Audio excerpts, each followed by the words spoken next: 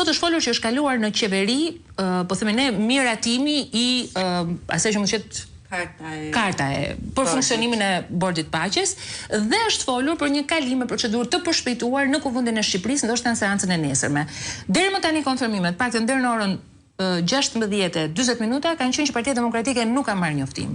Çfarë dim deri tani? Vazhdon të jetë në i vlefshëm ky njoftim, pra Partia Demokratike nuk ka asnjë njoftim as për zhvillimin e nesërm të seancës, as nuk është njohur me dokumentin që do duhet të miratohet të paktën në parim. Kështu që kjo është gjendja, po Rama i bën de facto gjithë ngjarjet dhe kanë përshtypjen që as vetë deputetët e Partisë Socialiste nuk e kanë qartë dhe do e njohur përmes media, sepse ky është thjesht një dirigjim me komand nga kryeministri. Praktikisht çfarë ka miratuar qeveria sot? Për çfarë ka qenë në vetvete ky dokument? Atëherë, nëse e mbani mend me letrën që Donald Trump dërgoi, e bënte të qartë dhe thoshte që bashkëlitur ju do të gjeni dhe kartën e Bordit të Paqes, që përmban parimet themelore të kësaj organizate të re ndërkombëtare, e cila do duhet që të miratohet nga qeveri dhe parlamentet e gjithë vendeve që dëshirojnë të bëhen pjesë e kësaj organizate.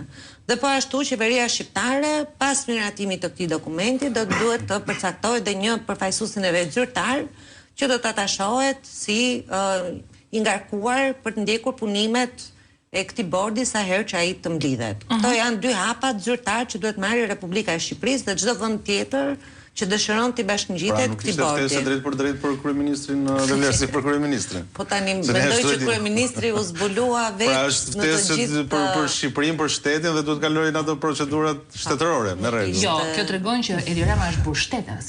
Edhe nëse ka personale, ai kalon nëpërmjet analeve shtetërore. Pse nuk e lexon kështu?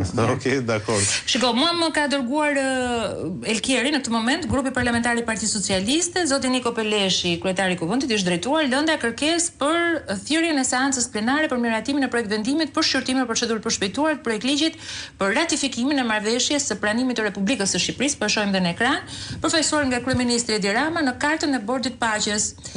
Është i nderuar zoti kryetar, bazuar në Kushtetutën e Republikës së Shqipërisë dhe rregulloren e Kuvendit, duke vlerësuar rëndësinë e projekt ligjit për ratifikimin e marrëveshjes së pranimit të Republikës së Shqipërisë, përfaqësuar nga kryeministri Edi Rama në kartën e Bordit Paqes, në funksion të angazhimit vijueshëm të Republikës së Shqipërisë për promovimin e paqes, stabilitetit dhe bashkëpunimit ndërkombëtar, si duke marrë në konsiderat rëndësinë strategjike të Bordit Paqes, kërkojmë 2.1 thirrjen e Kuvendit të Shqipërisë në seancë plenare më datë 22 janar, pra nesër në orën 10.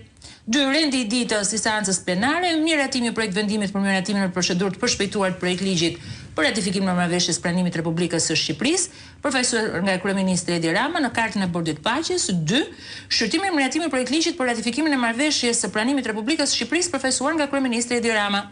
Komisioni përgjigjes për shqyrtimin e projekt ligjit tjetë Komisioni për Europën dhe punët e jashtme. Me këtë lloj procedure Edi Rama ja kalon të vetë Amerikës, as Amerika nuk e ka miratuar dhe nuk e ka ende në fuqi Bordin e Paqes. Nuk e bën e kritikoni. Kur e bën e kritikoni, jo është një shpërcim aramëndse, nesër do prezantohet në Davos.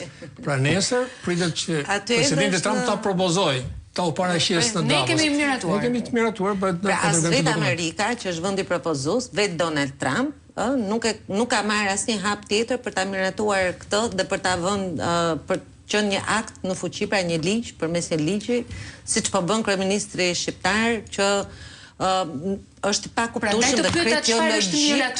Prandaj ta bëra në krye të erës. Është logjike sepse ka një debat shumë të madh mbi atë çfarë përmban karta, sepse shumë vende kanë kontestuar gjuhën e saj, angazhimet që parashikon, formatin që prezantohet aty, deri tek në gjithë diskutimet që janë bërë flitet që ka mundësi edhe për një pagesë për vendet që nuk do të jenë anëtarë të përhershme, nëse do duan, atëherë duhet paguajnë një kuotë deri në 1 miliard, por këto nuk e kemi parë akoma, kështu që do duhet të shikojmë se çfarë ka, do shurtohen edhe pastaj. Deri tani janë paraqitur diku te 52 ftesa.